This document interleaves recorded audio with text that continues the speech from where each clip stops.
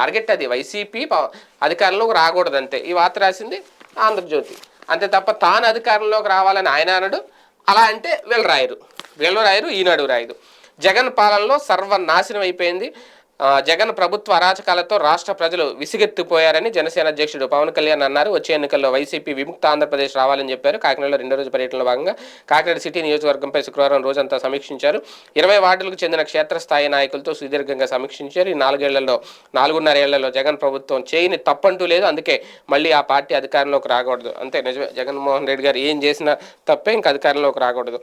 జగన్కి ఓటేసి తప్పు చేశాం, గుడ్డి ప్రభుత్వానికి మా సమస్యలు కనిపించవా? వైసీపీ సర్కారుపై బగ్గుమన్న అంగన్వాడీలు 18వ రోజు కొనసాగిన సమ్మె. భీమవరంలో 50 మంది అంగన్వాడీల అరెస్టు. ఉరితాళ్లే దిక్కయ్యాయి. మెడకు తాడు బిగించుకుని పారిశుద్ధ కార్మికుల నిరసన. జగన్ సర్కార్కి వ్యతిరేకంగా నినాదాలు. ఈ వ్యతిరేకత అయితే భారీగానే ఉంది. ఉద్యోగుల నుంచి, అన్ని రకాల కార్మికుల నుంచి, వివిధ శాఖల కార్మికులు కూడా భారీ ఎత్తున వ్యతిరేకత అయితే చూపుతున్నారు. ఒక రకంగా దీని మీద రాష్ట్ర ప్రభుత్వం లేదంటే జగన్ సర్కార్ ఏం చేస్తారు దీనికి సంబంధించి అనేది అయితే ఇక్కడ చూడాల్సిన అవసరం అయితే ఉంది.